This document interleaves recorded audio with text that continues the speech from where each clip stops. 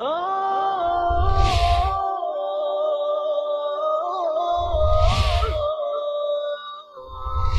حامل القرآن. أعوذ بالله من الشيطان الرجيم. بسم الله الرحمن الرحيم. إنا أنزلنا التوراة فيها هدى ونور يحكم بها النبيون الذين أسلموا للذين هادوا والربانيون والأحبار بما استحفظوا من كتاب الله وكانوا عليه شهداء فلا تخشوا الناس واخشوني ولا تشتروا بآياتي ثمنا قليلا ومن لم يحكم بما أنزل الله فأولئك هم الكافرون. وكتبنا عليهم فيها أن النفس بالنفس والعين بالعين والأنف بالأنف والأذن بالأذن والسن بالسن والجروح قصاص فمن تصدق به فهو كفارة له ومن لم يحكم بما أنزل الله فأولئك هم الظالمون. قبیلہ خیبر سے تعلق رکھنے والے اشراف میں سے ایک مرد اور ایک عورت نے بدکاری کی. وہ نبی اکرم صلی اللہ علیہ وسلم کے پاس آئے کہ آپ کے ہاں زانی کی سزا کیا ہے؟ آپ نے فرمایا تورات میں تمہارے پاس لکھی ہوئی ہے، میرے پاس کیوں پوچھنے کے لیے آئے ہو؟ تو انہوں نے کہا کہ جی تورات میں تو ہمارے ہاں تو سزا جو ہے اس کی 40 کوڑے ہے اور اس کو منہ کالا کر کے گدھے پر سوار کر کے پوری بستی کے اندر پھر آنا ہے. لیکن جبرائیل علیہ السلام نے حضور صلی اللہ علیہ وسلم کو خبر دی کہ یہ جھوٹ کہتے ہیں. اور ابن سوریہ عالم تورات ہے اور اس سے آپ پوچھیں کہ تورات میں سزا سنسار کرنا ہی نہیں ہے. حضور صلی اللہ علیہ وسلم نے ابن سوریہ کو بلایا اور اسے قسم دی کہ تورات میں حد زانی نکاح کرنے والے کی سنسار ہے یا نہیں. ابن سوریہ نے کہا کہ میں ڈرتا ہوں اگر میں جھوٹ کہوں تو تورات مجھ کو جلا دے گی. تورات میں سنسار کرنا ہی ہے، لیکن ہمارے عالموں نے جو شرفاء ہیں یعنی کھاتے پیتے صاحب حیثیت لوگ ہیں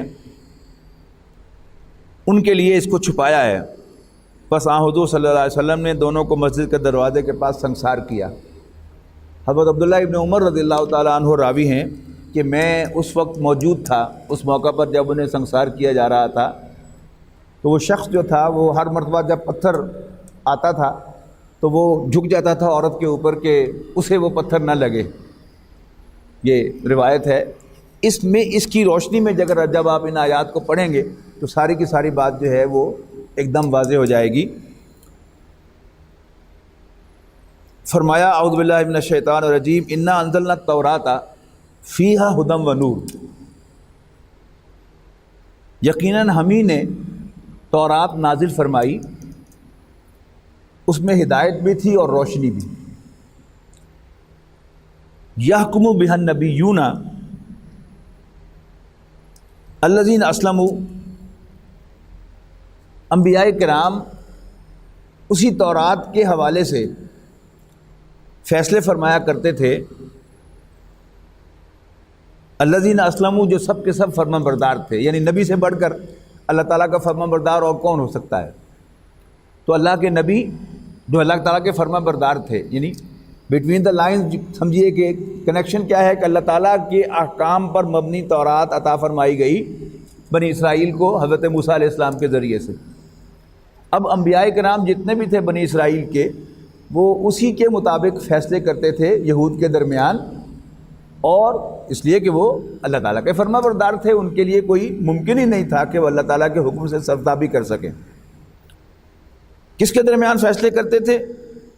للذین ہادوا، یہودیوں کے لیے، والربانیون والرہبار، اور ایسا ہی کرتے تھے ان کے صوفیہ بھی، ان کے شیوخ بھی اور ان کے علماء بھی. بما استحفظوا من کتاب اللہ، کیونکہ وہ کتاب کے نگہبان مقرر کیے گئے تھے. یعنی جیسے اس وقت آپ دیکھیں نا قرآن مجید جو ہے نبی اکرم صلی اللہ علیہ وسلم پر نازل تو ہوا پوری امت کے لیے، لیکن قرآن مجید کے اصل محافظ کون ہیں؟ اس امت کے علماء، کہ اللہ تعالیٰ نے انہیں اس کا علم عطا فرمایا ہے۔ ان میں سے بہت سے جو ہیں وہ اس کے لفظاً یاد کیے ہیں، وہ سب کیا ہیں؟ اللہ تعالیٰ کی طرف سے اپوائنٹڈ ہیں اس کی حفاظت پر۔ اور یہ اللہ تعالیٰ کا ایک ایسا زبردست یعنی ذریعہ ہے قرآن مجید کی حفاظت کا، کہ قرآن مجید کو کاغذوں پر محفوظ نہیں رکھا بلکہ حفاظ کے سینوں میں اس کو محفوظ کیا ہے۔ تو اللہ تعالیٰ کے تو انتظامات ہیں، اب وہ لوگ جن کے سینوں میں قرآن مجید اللہ تعالیٰ نے رکھا ہے وہ کیا ہیں؟ وہ قرآن مجید کے محافظ بنائے گئے ہیں اللہ تعالیٰ کی طرف سے، اس کے ٹیکسٹ کے رہا اس کا ترجمہ، اس کا مفہوم، اس کے احکام، اس کے محافظ کون ہیں؟ اس امت کے علماء ہیں۔ تو یہاں فرمایا گیا کہ انبیاء کرام بھی تورات کے مطابق فیصلے کرتے تھے، اور یہودیوں کے علماء بھی اور صوفیاء بھی ایسا ہی کرتے تھے۔ کیوں؟ بما استحفظوا من کتاب اللہ، اس لیے کہ وہ اللہ کی کتاب پر محافظ مقرر کیے گئے تھے، نگہبان مقرر کیے گئے تھے۔ وَكَانُوا عَلَيْهِ شُهَدَاءَ، اور وہ اس پر گواہ تھے۔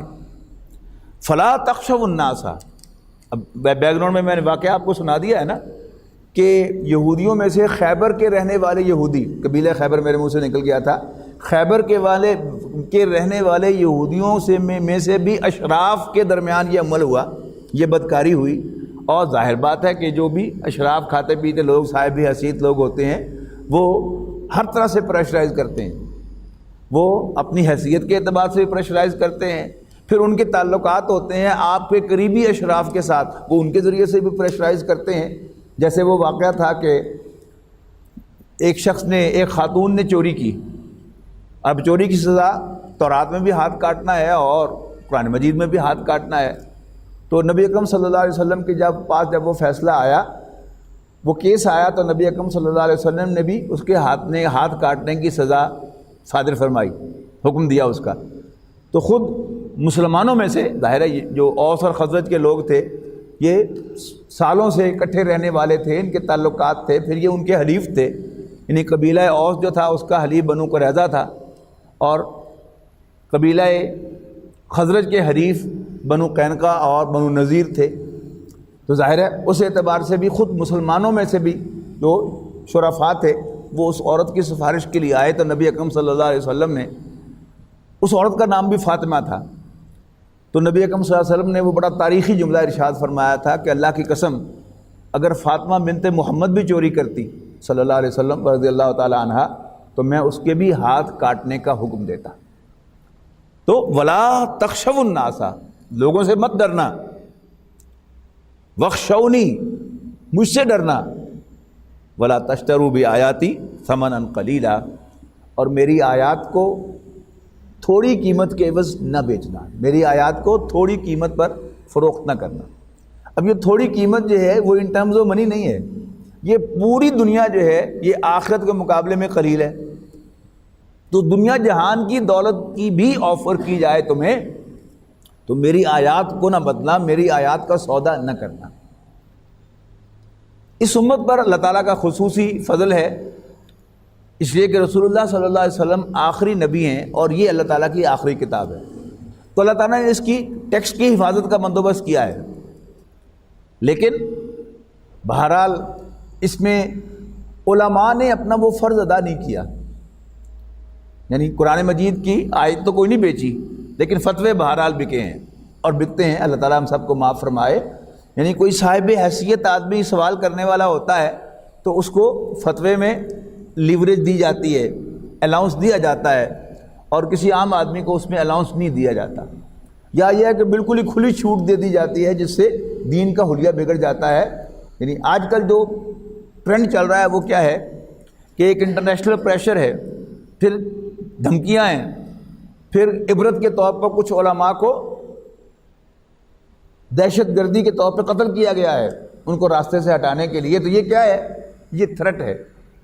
اب وہ خوف ہے کہ جو علماء کو مائل کر رہا ہے اس طرف کہ وہ ذرا اسلام کا سافٹ امیج پیش کریں اور ذرا انلائٹنڈ اسلام جو ہے اس کو پیش کریں، اور دین کے احکامات میں جو ذرا ہلکے اور نرم احکام ہیں ان کو پیش کریں، اور جو سخت احکام ہیں نہ صرف یہ کہ ان کو پیش نہ کریں بلکہ ان کو چھپائیں، تو یہ چیز جو ہے یہ یہودی علماء کی پیروی ہے، اس کے سوا میں کچھ نہیں کہہ سکتا۔ کہ جہاں دین میں دونوں چیزیں ہیں، دین میں نرمی بھی ہے، دین میں سختی بھی ہے۔ ایک ہی سورہ بقرہ کے اندر یہ دونوں آیتیں آئی ہیں، ان تعفو خیر لکم، اگر تم درگزر کرو گے، معاف کرو گے تو یہ تمہارے لیے بہتر ہوگا، اور اسی صورت میں وہ آیت بھی آئی ہے وَلَكُمْ فِي الْقِصَاصِ حَيَاتٌ يَا أُولِي الْأَلْبَابِ، اے ہوش مندو تمہاری زندگی قصاص لینے میں ہے۔ قصاص کہتے ہیں قتل کے بدلے میں کسی کی جان لینا، اس کو قصاص کہتے ہیں۔ یعنی as far as person as an individual is concerned, اس کے لیے بیٹر کیا ہے کہ وہ معاف کرے، لیکن جہاں تک ایک کمیونٹی کا تعلق ہے اس کے لیے بیٹر یہ ہے کہ تم بدلہ لیا کرو۔ اگر سبھی لوگ معاف کرنا شروع کر دیں گے تو معاشرے کے اندر ظلم عام ہو جائے گا، اور ظالم جو ہیں وہ بگ ٹوٹ ہو جائیں گے، اور وہ بہت زیادہ دلیر ہو جائیں گے اور زیادہ ظلم کریں گے، اس لیے کہ یہ شریف لوگ ہیں، نیک لوگ ہیں، یہ تو معاف کر دیتے ہیں، سزا تو ملتی نہیں۔ تو یہ دونوں چیزیں تو دین میں ہیں، لیکن اگر کوئی عالم اس کا صرف ایک پہلو بیان کرے اور دوسرا پہلو بیان نہ کرے تو پھر کیا ہوگا؟ یہ اس کی جانب سے ایک خیانت ہوگی۔ اللہ تعالی ہم سب کو اس سے محفوظ رکھے۔ تو فرمایا فلا تخشوا الناس واخشونی ولا تشتروا بآیاتی ثمنا قلیلا، اور میری آیات کو تھوڑی قیمت کے عوض نہ بیچو۔ ومن لم یحکم بما انزل اللہ، اور جو لوگ فیصلہ نہیں کرتے اس کے مطابق جو اللہ تعالیٰ نے نازل فرمایا ہے فاولئک هم الکافرون، تو یہی تو کافر ہیں۔ اللہ تعالیٰ فرما رہا ہے کہ وہ کافر ہیں، یعنی ان کا یہ طرز عمل یہ کافرانہ طرز عمل ہے، as if they don't believe کہ یہ اللہ کا کلام ہے۔ سمجھ رہے نا کفر کا مطلب کیا ہوتا ہے؟ انکار کرنا۔ اب ان کا یہ طرز عمل یہ بتاتا ہے کہ اس کو اللہ کا کلام نہیں سمجھتے۔ اگر وہ اللہ کا کلام سمجھیں گے تو پھر وہ کبھی بھی اللہ تعالیٰ کے احکام کو پیٹھ نہیں دکھائیں گے، بلکہ اللہ تعالیٰ کے احکام کو سامنے لائیں گے اور اسی کے مطابق فیصلے کریں گے۔ وَكَتَبْنَا عَلَيْهِمْ، اور ہم نے تورات والوں پر لکھ دیا تھا، فیہا، تورات میں، وَكَتَبْنَا عَلَيْهِمْ، اور ہم نے ان پر یعنی یہودیوں پر لکھ دیا تھا تورات میں، ان النفس بالنفس، کہ جان کے بدلے جان، والعین بالعین، آنکھ کے بدلے آنکھ، والانف بالانف، اور ناک کے بدلے ناک، والاذن بالاذن، اور کان کے بدلے کان، والسن بالسن، دانت کے بدلے دانت، والجروح قصاص، اور سب زخموں کا اسی طرح بدلہ ہے۔ ہمارے ہاں بھی ایسے ہی ہے، اگر کسی شخص نے ظلم کی بطور ظلم کسی کی آنکھ پھوڑی ہے تو سزا کے طور پر اس کی آنکھ جو ہے وہ پھوڑی جا سکتی ہے۔ کسی نے کسی کی ناک کاٹی ہے تو اس کی ناک کاٹی جا سکتی ہے، کسی نے کسی کا کان کاٹا ہے تو کان کاٹا جا سکتا ہے، دانت توڑا ہے تو دانت توڑا جا سکتا ہے۔ لیکن یہ اختیار کس کے پاس ہوگا؟ ریاست کا کام ہوگا کہ مجرم کو اس کے سامنے لا کر پیش کر دیں وکٹم کے، اور وکٹم معاف کر دے تو ٹھیک، وکٹم جو ہے اس کی کوئی قیمت جو ہے وہ لے لے، کمپرومائز کر لے تو ٹھیک، اور اگر وکٹم کہے یعنی مظلوم کہ میں اس نے میرا دانت توڑا ہے، میں اس کا دانت توڑوانا چاہتا ہوں، اس نے میرا کان کاٹا ہے، میں اس کا کان کٹوانا چاہتا ہوں، اس نے میری ناک کاٹی ہے، میں اس کی ناک کٹوانا چاہتا ہوں، یا اگر قتل کیا گیا ہے تو مقتول کے وارث کہیں کہ اس نے ہمارا بندہ قتل کیا ہے، ہم اس کی جان لینا چاہتے ہیں، تو اسلامی ریاست پابند ہوگی کہ وکٹم کے فیصلے پر عمل درآمد کریں۔ تو یہ یہاں پر اس کا بیان ہے کہ ہر عضو کا قصاص ہے، جیسا ظلم کیا گیا ہے، جس عضو کو نقصان پہنچایا گیا ہے اس کے جواب میں جو کرنے والا ہے اس کو وہی نقصان پہنچایا جائے گا۔ فمن تصدق بھی، ہاں جو معاف کر دے، صدقہ کر دے، فہو کفارۃ لہ، تو وہ اس کے لیے کفارہ بن جائے گا، اللہ تعالیٰ اس کے بدلے اس کے کئی گناہ معاف کر دے گا۔ تو یہ کیا ہوا؟ اس کا ذاتی فائدہ ہوا، لیکن معاشرے کا فائدہ کس میں ہے کہ انتقام لیا جائے اور قصاص لیا جائے۔ وَمَن لَّمْ يَحْكُم بِمَا أَنزَلَ اللَّهُ، اور جو فیصلہ نہ کریں اللہ تعالیٰ کے نازل کردہ احکام کے مطابق فَأُولَٰئِکَ هُمُ الظَّالِمُونَ، تو ایسے ہی لوگ تو زیادتی کرنے والے ہیں، ظالم ہیں۔ یعنی ظلم کے کئی اینگلز ہوتے ہیں۔ ایک ظلم کیا ہے کہ باقاعدہ کسی کا کچھ چھینا جائے، انسانوں میں سے کسی نے پیسے چھین لیے، کسی سے اس کا گھر جو ہے وہ زبردستی قبضہ کر لیا، اس کی پراپرٹی پر قبضہ کر لیا، یا اسے کوئی جانی نقصان پہنچایا، یہ سب کیا ہے؟ یہ انسانوں کے ساتھ ظلم ہے۔ لیکن قرآن مجید نے شرک کو سب سے بڑا ظلم قرار دیا ہے۔ سورہ لقمان کے اندر حضرت لقمان کی نصیحت قرآن مجید نے نقل کی ہے کہ انہوں نے فرمایا اپنے بیٹے سے، یا بنیا لا تشرک باللہ، بیٹا اللہ کے ساتھ کسی کو شریک نہ بنانا، ان الشرک لظلم عظیم، یقیناً شرک کرنا تو بہت بڑا ظلم ہے۔ کیا مطلب؟ اللہ تعالیٰ کا حق ہے کہ اس کو ایک مانا جائے، اور اللہ سب سے بڑا ہے تو اس کا حق بھی سب سے بڑا ہے۔ تو سب سے بڑا ظلم کون سا ہوا؟ سب سے بڑی حق تلفی کیا ہوئی؟ اللہ تعالیٰ کے ساتھ کسی کو شریک بنانا۔ تو یہاں کیا فرمایا؟ فَأُولَٰئِکَ هُمُ الظَّالِمُونَ، تو یہاں ظلم کیا ہوا؟ اللہ تعالیٰ کا حق ہے کہ اس کا حکم مانا جائے، اور اللہ تعالیٰ کی کتاب کا حق ہے کہ اس کے احکام کو مانا جائے اور تسلیم کیا جائے، اور اگر کوئی اللہ تعالیٰ کے احکام کے مطابق فیصلہ نہیں کرتا تو وہ اللہ تعالیٰ کی بھی حق تلفی کر رہا ہے اور اللہ تعالیٰ کی کتاب کی بھی حق تلفی کر رہا ہے۔ جس طرح اگر کوئی شخص جو ہے وہ کسی کی بات نہیں مانتا جس کی بات اسے ماننی چاہیے، جس کا حق ہے کہ اس کی بات مانی جائے، مثلا کسی ادارے کے اندر باس کا حق ہے کہ اس کا حکم مانا جائے، اور اگر کوئی سبارڈینیٹ باس کا حکم نہیں مانتا تو وہ کیا ہے؟ وہ باس کی حق تلفی کر رہا ہے، ظلم کر رہا ہے۔ تو یہاں کیا ہے؟ اللہ تعالیٰ کے احکام، یعنی باس کا حکم تو پھر جتنا اللہ کے مقابلے میں ایک باس چھوٹا ہے اتنا ہی اس کا حکم بھی چھوٹا ہے، اور اوپر جائیے تو ایک باس کے مقابلے میں اللہ تعالیٰ بہت بڑا ہے، اور اللہ تعالیٰ کے احکام بھی اس کے حکموں کے مقابلے میں بہت بڑے ہیں۔ تو اگر یہ کہا جاتا ہے سروس رولز کے اندر کہ باس از آلویز رائٹ، تو پھر اللہ تعالیٰ از ایبسلیوٹلی رائٹ، تو اس کا کوئی حکم تو غلط ہو ہی نہیں سکتا۔ یعنی باس کے حکم کو تو رائٹ اس لیے سمجھا جاتا ہے کہ یہ آرگنائزیشن کا تقاضا ہے، ڈسپلن کا تقاضا ہے۔ اگر سبارڈینیٹ کو کھلی چھوٹ دی جائے تو پھر آرگنائزیشن تو ختم ہو جاتی ہے۔ لیکن اللہ تعالیٰ تو واقعتاً بڑا ہے، صرف اسٹریٹجیکلی بڑا نہیں ہے، ایک اسٹریٹجی کے طور پر اس کو کہا جاتا ہے کہ وہ بڑا ہے، نہیں، اللہ تعالیٰ تو واقعتاً بڑا ہے، اور اس کے حکم کی خلاف ورزی کی جائے تو یہ کیا ہے؟ اللہ تعالیٰ کی حق تلفی ہے، اور اللہ کا حکم بھی سب حکموں سے بڑا ہے، اللہ تعالیٰ کے حکم کو نہ ماننا اس حکم کی حق تلفی ہے، لہذا اسے یہاں پر ظلم قرار دیا گیا ہے کہ وَمَن لَّمْ يَحْكُم بِمَا أَنزَلَ اللَّهُ، اور جو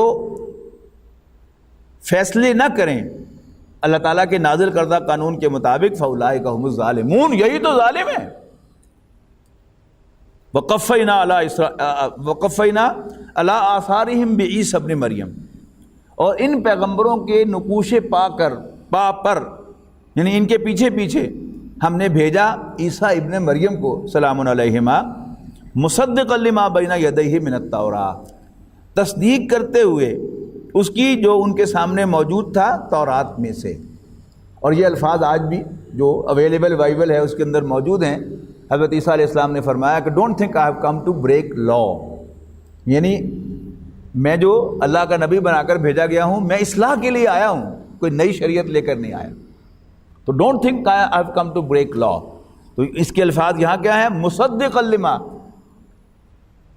تصدیق کرتے ہوئے اس کی جو بین یدیہ اس کے سامنے موجود ہے، من التورات، تورات میں سے، وآتیناہ الانجیل، اور ہم نے عیسیٰ کو انجیل عطا فرمائی، فیہ ھدی و نور، یعنی آج جو پہلی آیت تھی ہماری اس میں کیا تھا؟ تورات کے بارے میں تھا فیہا ھدی و نور۔ اب یہ ہا اس لیے آیا ہے کہ تورات جو ہے آخر میں اس کے گول تا ہے تو وہ مؤنث ہے تو اس کے لیے ہا کی ضمیر آئی ہے، فیمینن ضمیر آئی ہے، اور انجیل چونکہ میسکولن لفظ ہے لہذا اس کے لیے مذکر کی ضمیر آئی ہے، فیہ ھدی و نور وآتیناہ الانجیل، اور ہم نے عیسیٰ کو انجیل عطا فرمائی، فیہ ھدی و نور، اس میں بھی ہدایت اور روشنی ہے، ومصدقا لما بین یدیہ من التوراۃ، اور وہ بھی تصدیق کرنے والی ہے اس کی جو انجیل کے سامنے تورات میں سے موجود ہے، وہدن، اور وہ ہدایت ہے، وموعظۃ، ہدایت بنا کر اتاری گئی ہے اور نصیحت بنا کر اتاری گئی ہے، للمتقین، اللہ سے ڈرنے والوں کے لیے۔ انجیل جو ہے اس میں کوئی نئے احکام نہیں تھے، یعنی سارا کا سارا ایمفیسس جو تھا انجیل کے اندر یا حضرت عیسیٰ علیہ السلام کے مواعظ میں اگر آپ دیکھیں جو بھی اویلیبل بائبلز ہیں ان کے اندر موعظت ہے، نصیحت ہے، یعنی یہ دو چیزیں جو ہیں یہ ان کو اچھی طرح سمجھنا چاہیے، ایک ہوتے ہیں احکام اور ایک ہوتے ہیں نصیحتیں۔ نصیحتیں جو ہوتی ہیں یہ دلوں کو ذرا گرمانے والی اور موٹیویٹ کرنے والی ہوتی ہیں، اور حکام جو ہیں وہ روکھے سوکھے ہوتے ہیں کہ یہ کرو یہ نہ کرو، ایسا کرو ایسا نہ کرو، ادھر جاؤ ادھر مت جاؤ۔ یہ کیا ہے؟ یہ احکام ہے، ان کا اپنا ایک مقام ہے کہ ان کی وائلیشن جو ہے اس کی اجازت نہیں ہوتی۔ لیکن ایک دوسرا مسئلہ کیا ہے کہ یہ جاننے اور ماننے کے باوجود کہ یہ احکام ہیں، وہ جو غالب نے کہا تھا نا کہ جانتا ہوں ثواب طاعت و زہد پر طبیعت ادھر نہیں آتی، یعنی ہم سب کا معاملہ ایسا ہی ہے نا کہ ہمیں اللہ تعالیٰ کے احکام خوب معلوم ہے لیکن طبیعت ادھر نہیں آتی، یہ دیر سم تھنگ رانگ ہمارے اپنے اندر کہ ہم موٹیویٹڈ محسوس نہیں کرتے اللہ تعالیٰ کے اور اس کے رسول کے احکام کو ماننے میں۔ وہ کام جو ہے وہ اصل میں کرتی ہے نصیحت، موعظت۔ مثلا موجودہ بائبل میں ایک واقعہ ہے کہ کسی شخص کو جس نے بدکاری کی تھی لے کے جا رہے تھے سنسار کرنے کے لیے، اور اس پر طرح طرح کے جملے کو کس رہے تھے لوگ کہ ایسے ہیں، گندے ہیں، اور فلانے ہیں، خبیث ہیں۔ تو حضرت عیسیٰ علیہ السلام کا ان کے پاس سے گزر ہوا، جو سنسار کر رہے تھے یا کرنے کی تیاری کر رہے تھے بلکہ ایسا معلوم ہوتا ہے۔ تو حضرت عیسیٰ علیہ السلام نے کہا کہ اس کو سب سے پہلا پتھر وہ مارے جس نے کبھی بدکاری نہ کی ہو۔ تو سارے جو ہے پیچھے ہٹ گئے، اس لیے کہ اندر سے وہ سب جو ہیں وہ اس عمل میں ملوث تھے، لیکن باتیں بڑی چڑھ چڑھ کر رہے تھے۔ تو یہ کیا ہے؟ یہ ایک موٹیویشن ہے کہ اپنا گریبان بھی جھانکا کرو، اس سے احکام میں کوئی فرق واقع نہیں ہوتا۔ یعنی حضرت عیسیٰ علیہ السلام وہ فیصلہ کرنے والے نہیں تھے، فیصلہ تو علماء نے کر دیا تھا اس کو سنسار کیا جائے، لیکن اب وہ سنسار کرتے ہوئے اپنی پاک بازی کا انڈیولی اظہار کر رہے تھے۔ تو حضرت عیسیٰ علیہ السلام نے انہیں متوجہ کیا کہ ذرا اپنے گریبان میں بھی جھانکو۔ اسی طرح یعنی ان مواعظ کے اندر ہے کہ حضرت عیسیٰ علیہ السلام نے فرمایا کہ انسان زندہ رہتا ہے اللہ کے حکم سے، روٹی سے نہیں، کھانے سے نہیں۔ تو شیطان آیا اور اس نے حضرت عیسیٰ سے کہا کہ اچھا ایسی اگر بات ہے تو پھر کود جاؤ پہاڑ سے نیچے۔ تو حضرت عیسیٰ علیہ السلام نے کہا کہ بندے کا کام نہیں ہوتا کہ اپنے مالک کا امتحان لے، مالک امتحان لینے والا ہے، وہ جیسا چاہے کر دے۔ یہ کیا ہے؟ یہ کوئی ٹیکنیکل کوئی حکم نہیں ہے، لیکن بہرحال وہ حکمت کی باتیں جو اللہ تعالیٰ نے انجیل میں نازل فرمائی تھی حضرت عیسیٰ علیہ السلام پر، یہ ان کا وعد ہے۔ اچھا، پھر حضرت عیسیٰ ہی کے جو مواعظ تھے، حضرت عیسیٰ علیہ السلام ایک ایکسیپشنل نبی ہیں جن کو بڑی ینگ ایج میں اللہ تعالیٰ نے نبوت کے مقام پر سرفراز فرما کر ان پر انجیل نازل فرما دی تھی۔ یعنی 33 سال کی عمر میں تو ان کا رفع آسمانی ہو گیا تھا، آسمان پر اٹھا لیے گئے تھے، جبکہ باقی پیغمبر سب کے سب جو ہیں وہ 40 سال کی عمر میں ان پر وحی کا آغاز ہوا۔ تو یہ ایکسیپشن تھی۔ اچھا، جب شروع میں انہوں نے واعظ کہنا شروع کیا تو بائبل ہی میں الفاظ ہیں کہ جو سینیگاگ کے وہ تھے ریبائز جو تھے، انہیں کہا ہی اسپیکس وتھ اتھارٹی، بڑا زوردار درس دیتا ہے، بڑا زوردار واعظ کہتا ہے۔ لیکن جب انہوں نے انہی مواعظ کے اندر علماء پر تنقیدیں شروع کی انہی حرکتوں پر کہ یہ قبریں ہیں جن پر چونا پھیر دیا گیا ہے، یعنی ان کے اندر زندہ انسان نہیں ہے، ان کی روح مر چکی ہے، اور یہ خالی جو جسم ہے یہ اسی مانند ہے جیسے قبر جو ہے اس کے اندر کوئی مردہ ہوتا ہے پڑا ہوا، اور قبر کو آپ جتنا مرضی چمکا دیں، اس کی سفیدی کر دیں اس کے اوپر اور اس پر ماربل لگا دیں، اس سے فرق نہیں پڑتا، اندر تو مردہ ہی ہوتا ہے نا۔ تو یہ مرے ہوئے ہیں، ان کے اندر ان کے ضمیر مر چکے ہیں، ان کی روحیں مر چکی ہیں، یہ تھوڑی تنقید تھی، اور ایسی ہی تنقیدوں کا نتیجہ تھا کہ یہودی علماء نے ان کے خلاف وہ سخت فیصلہ دیا کہ انہیں معاذ اللہ ایک حرام عمل کی پیداوار بھی قرار دیا، حالانکہ وہ جب حضرت عیسیٰ علیہ السلام ماں کی گود میں سے دوسرے دن بول پڑے تھے اور انہوں نے وضاحت کی تھی کہ آتانی الکتاب وجعلنی نبیا انی عبداللہ، میں اللہ کا بندہ ہوں، اللہ تعالیٰ نے مجھے کتاب عطا فرمائی ہے، یعنی انجیل عطا فرمائی جانے والی تھی، وجعلنی نبیا، اور اللہ تعالیٰ نے مجھے نبی بنایا ہے۔ خود سن چکے تھے، اپنی آنکھوں کے ساتھ مشاہدہ کر چکے تھے ان کو بولتے ہوئے، لیکن پھر بھی وہ الزام دوبارہ لے آئے، اور حضرت عیسیٰ علیہ السلام کے سب معجزات کو جادو قرار دیا، اور جادو جو تھا وہ پچھلی شریعت میں بھی کفر تھا اور اس شریعت میں بھی وہ کفر ہے، وہ یعنی فرد جرم عائد کر کے ان کی سولی کا فیصلہ یہ یہودی کورٹس نے کیا تھا۔ تو اللہ تعالیٰ کے حکموں کے مطابق فیصلے دینا، یہ کیا ہے؟ یہ ہمارے مفتیوں، ہمارے قاضیوں، ہمارے ججز کی ذمہ داری ہے۔ تو انجیل کے بارے میں فرمایا کہ وقفینا علی آثارہم بعیسیٰ ابن مریم، انہی کے نقش پا پر ہم نے بھیجا عیسیٰ ابن مریم کو، مصدقا لما بین یدیہ من التوراۃ، تصدیق کرتے ہوئے اس کی جو ان کے سامنے تورات میں سے موجود تھا، وآتیناہ الانجیل، اور ہم نے انہیں انجیل عطا فرمائی، فیہ ھدی ونور، اس میں بھی ہدایت بھی تھی، ڈائریکشن بھی تھی اور روشنی بھی، ومصدقا لما بین یدیہ من التوراۃ، اور تصدیق کرتے ہوئے اس کی جو اس کے سامنے یعنی انجیل کے سامنے تورات میں سے موجود تھا، وہدی وموعظۃ للمتقین، اور جو ہدایت اور نصیحت تھی متقیوں کے لیے، وَلْيَحْكُمْ أَهْلُ الْإِنْجِيلِ، اور چاہیے اہل انجیل کو، یعنی مراد کیا ہے؟ عیسائیوں کو، اور چاہیے اہل انجیل کو کہ وہ فیصلہ کیا کریں، یحکم وَلْيَحْكُمْ، وہ فیصلہ کیا کریں بما انزل اللہ فیہ، جو اللہ تعالیٰ نے اس میں نازل فرمایا ہے، وَمَن لَّمْ يَحْكُمْ بما انزل اللہ، اور جو اللہ تعالیٰ کے نازل کردہ قانون کے مطابق فیصلے نہ کریں، فَأُولَٰئِکَ هُمُ الْفَاسِقُونَ، تو یہی باغی ہیں، یہی نافرمان ہیں، یہی سرکش ہیں۔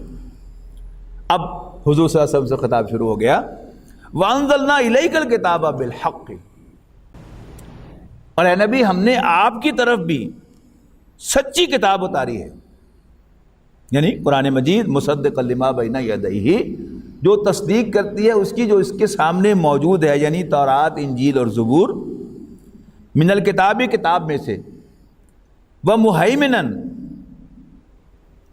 اور یہ ان سب پر حفاظت کرنے والی ہے، مہیمنا علیہ، فاحکم بینہم بما انزل اللہ، تو اے نبی آپ بھی فیصلہ فرمائیں لوگوں کے درمیان، ان کے درمیان، اس کے مطابق جو اللہ تعالیٰ نے آپ پر نازل فرمایا ہے، ولا تتبع اہواءہم، اور ان کی خواہشات کی پیروی نہ کیجیے، اما جاءک من الحق، اس چیز کو چھوڑ کر جو آپ کے پاس حق میں سے آئی ہے، یعنی قرآن مجید، اللہ تعالیٰ کے احکام، جو بھی اللہ تعالیٰ نے آپ کی طرف وحی کیا ہے، خواہ وہ قرآن مجید ہو، خواہ آپ کے دل میں ڈالی ہوئی اللہ تعالیٰ کی طرف سے باتیں ہوں، یا جبرائیل علیہ السلام نے آ کر اللہ تعالیٰ کی طرف سے کوئی آپ کو پیغام پہنچایا ہو، سب کا سب کیا ہے؟ اما جاءک من الحق، اس کو چھوڑ کر جو آپ کے پاس حق میں سے آیا ہے،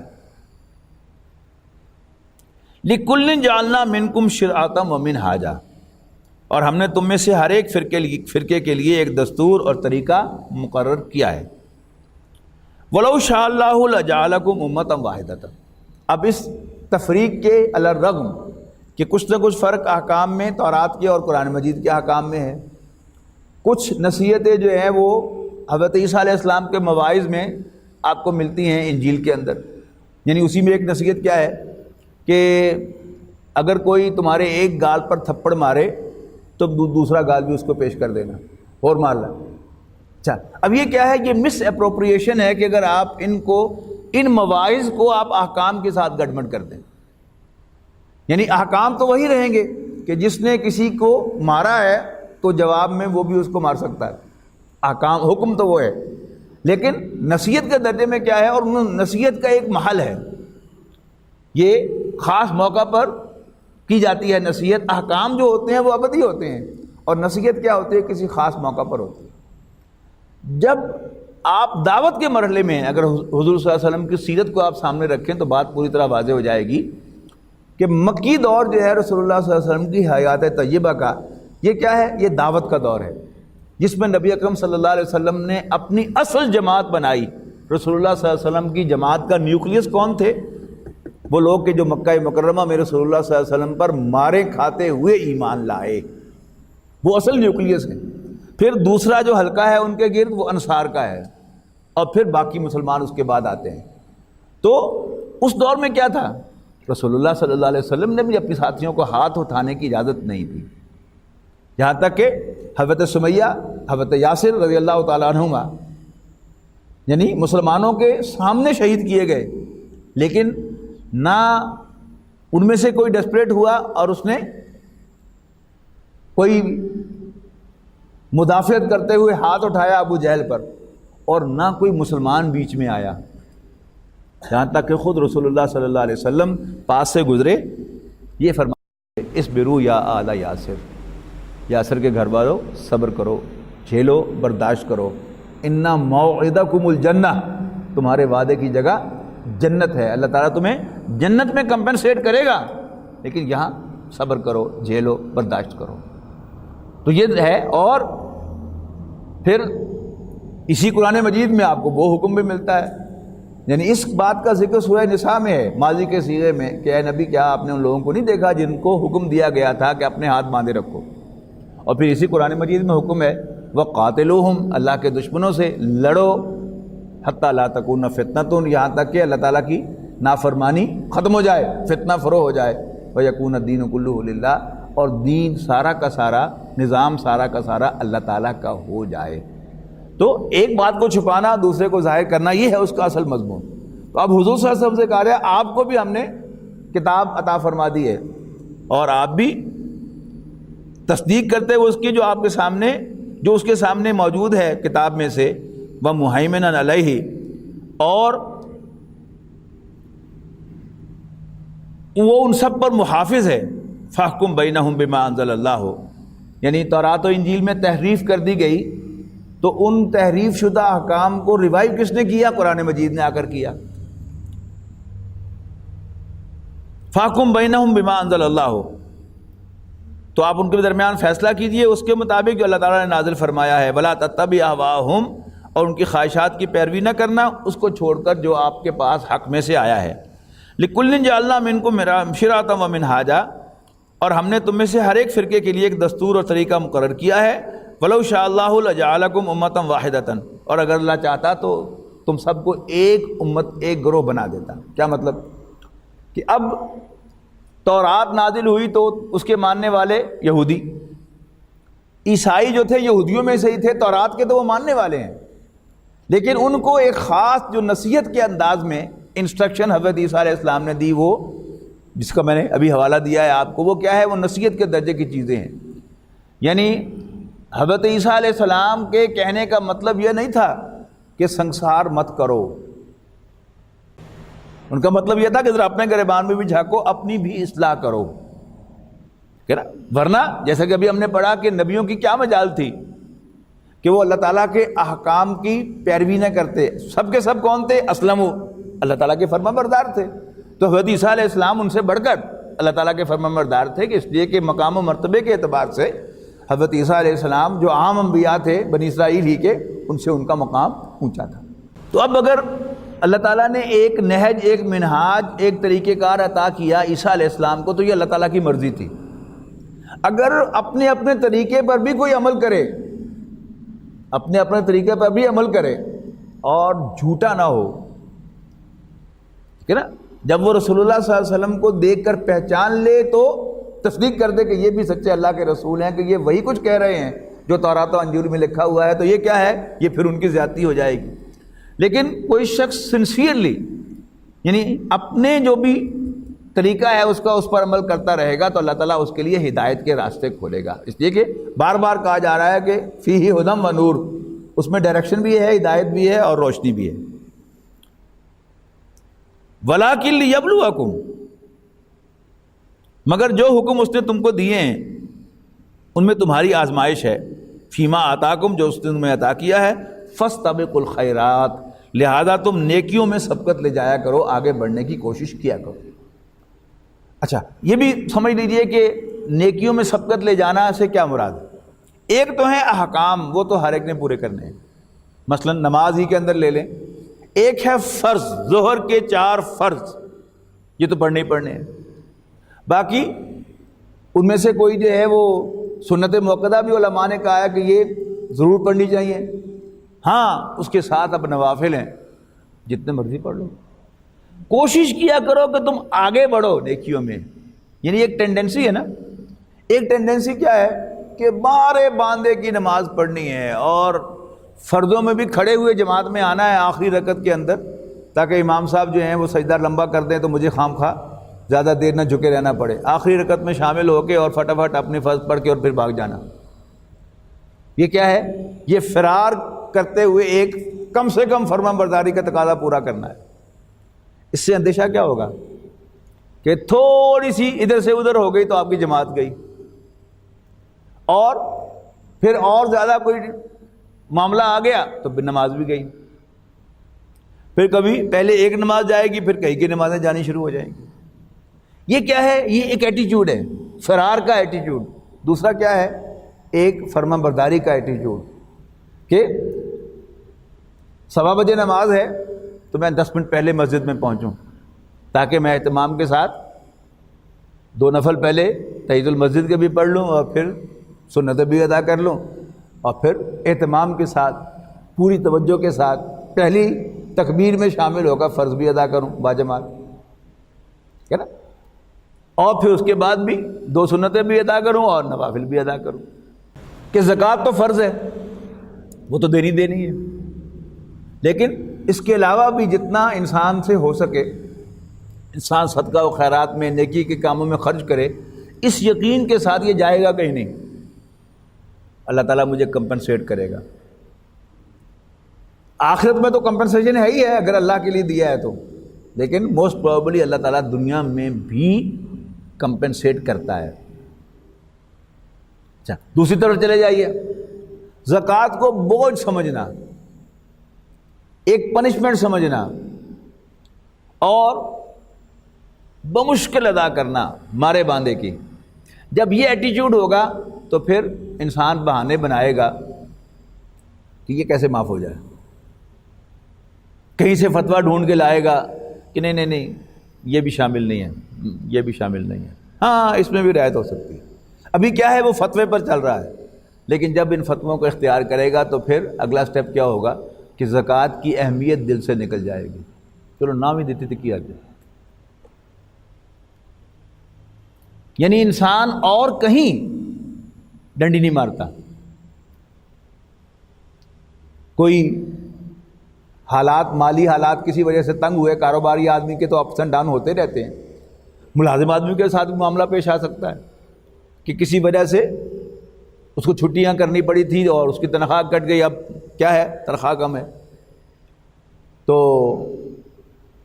اب چاہیے تو یہ کہ انسان اپنے سارے اخراجات کو کرٹیل کرے، لیکن وہ کیا کرے گا؟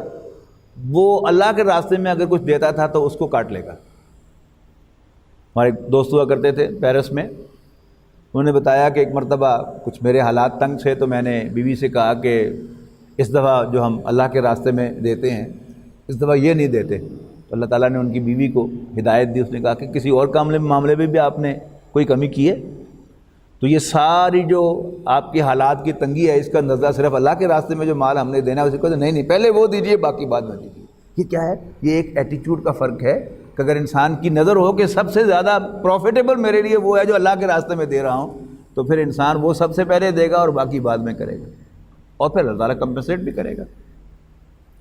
فاستبقوا الخیرات، نیک کاموں میں جلدی کرو، آگے بڑھو، دوڑ لگاؤ، الی اللہ مرجعکم، اللہ تعالیٰ ہی کی حضور تم سب کی مراجعت، تم سب کا لوٹنا ہے، فینبئکم بما کنتم فیہ تختلفون، اور پھر وہ تمہیں جتلائے گا ان تمام چیزوں کے بارے میں جن کا اندر تمہارا اختلاف تھا۔ یہ اختلاف کیا ہے؟ جہاں سے بات شروع ہوئی تھی نا، کہ اللہ تعالیٰ نے یہودیوں کو تورات عطا فرمائی، انہوں نے آگے انکار کیا انجیل کا، لیکن عیسائیوں نے انجیل کو بھی مانا، تورات کو بھی مانا، لیکن بہرحال کچھ جو بعض احکام میں بھی فرق ہے اور ایک جنرل ایٹیٹیوڈ میں بھی فرق ہے. یعنی حضرت عیسیٰ علیہ السلام کے چونکہ انجیل کے مواعظ ہیں، اسی لیے آپ نوٹ کریں گے کہ آپ کو عیسائیوں کے ہاں چیریٹی ورک بہت ملے گا. بڑے بڑے جو مشہور ہیں وہ آپ کو عیسائی ملیں گے کہ جنہوں نے چیریٹی کا کام کیا ہے، لیکن یہودیوں کے اندر آپ کو خاص ہی ملیں گے، اس لیے کہ انہوں نے آگے بڑھ کر نیکی کرنے کا ان کے اندر رجحان پیدا نہیں ہوا. مارجن پہ آگے کھڑے ہو گئے اور پھر مارجن پر آ کر جو ہے وہ احکام پر صرف عمل ہوگا تو ہوتے ہوتے پھر تھوڑی سی انسان میں غفلت آئے گی تو کیا ہوگا، احکام جاتے رہیں گے. نہیں، ایک شخص جو ہے وہ تہجد کے وقت اٹھتا ہے بڑی باقاعدگی کے ساتھ، اگر کہیں تھوڑی سی سستی اس میں ہوگی تو تہجد جائے گی، فجر تو محفوظ رہے گی، لیکن جو فجر کے بھی آخری لمحات میں جا کر نماز پڑھتا ہے تو تھوڑی سی سستی ہوگی تو پھر اس کی نماز قضا ہو جائے گی. وَأَنِحْكُمْ بَيْنَهُمْ بِمَا أَنزَلَ اللَّهُ. پھر وہی بات، اتنی تاکید ہے اس پورے رکوع کے اندر، یعنی اللہ تعالیٰ کے نازل کردہ احکام پر فیصلے کرنے کی. کیا آپ حیران ہوں گے؟ پھر وہی بات حضور صلی اللہ علیہ وسلم کو خطاب کرتے ہوئے، أَنِحْكُمْ بَيْنَهُمْ بِمَا أَنزَلَ اللَّهُ. اے نبی، چونکہ یہ آیات نازل ہوئی اس موقع پر جب یہودی اپنا ایک فیصلہ حضور کے پاس لے کے آئے تھے، تو أَنِحْكُمْ کہ آپ فیصلہ کیجئے بینہم ان کے درمیان، بما انزل اللہ جو اللہ نے آپ پر نازل فرمایا ہے اس کے مطابق، ولا تتبع اہواہم اور ان کی خواہشات کی پیروی نہ کیجئے، واحذرہم اور ان سے بچتے رہیے، ان یفتنوک عن بعد ما انزل اللہ الیک کہ مبادہ وہ اللہ تعالیٰ کے نازل کردہ احکام میں سے کسی میں سے تمہیں پھرا دیں. یعنی آپ کو معلوم ہے کہ اللہ تعالیٰ کا حکم وہ ہے، لیکن وہ آپ کو یعنی کبھی ادھر سے آ کر کبھی ادھر سے آ کر کبھی کوئی دلائل دے کر کہیں وہ آپ کو اللہ تعالیٰ کے حکم سے پھیر نہ دیں. فَإِن تَوَلَّوْا اور اگر وہ نہ مانے تو سو وٹ. فَإِن تَوَلَّوْا اگر وہ منہ پھیریں، فَاعْلَمْ أَنَّمَا يُرِيدُ اللَّهُ أَن يُصِيبَهُم بِبَعْضِ ذُنُوبِهِمْ تو جان لیجئے کہ اللہ تعالیٰ چاہتا ہے کہ ان کے گناہوں، بعض گناہوں کے سبب ان پر مصیبت نازل فرمائے. وَإِنَّ كَثِيرًا مِّنَ النَّاسِ لَفَاسِقُونَ اور یقیناً لوگوں میں سے اکثر نافرمان ہیں. افا حکم الجاہلیت یبغون تو کیا یہ جاہلیت کے حکم کے خواہش مند ہیں. ومن احسن من اللہ حکمن یعنی دور جاہلیت وہ کہلاتا ہے جس میں کوئی خدائی قانون نہ ہو. یعنی جو یہودی اور نصارہ تھے یہ تو آسمانی ہدایت کو مانتے تھے، اس لیے ان کو اہل کتاب کہا جاتا ہے. اور یہ باقی جو مشرکین تھے یعنی یہ حضرت ابراہیم علیہ السلام کو اون کرتے تھے، لیکن ان کو بھی ایک نبی کی حیثیت سے اون نہیں کرتے تھے بلکہ اپنے بزرگ اور ایک عظیم شخصیت کی حیثیت سے اون کرتے تھے.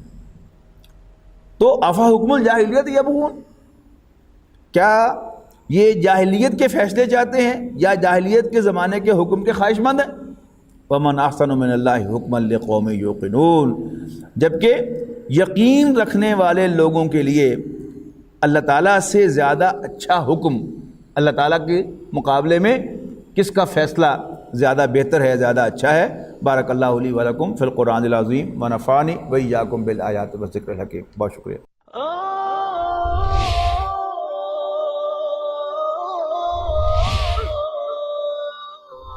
يا حامل القرآن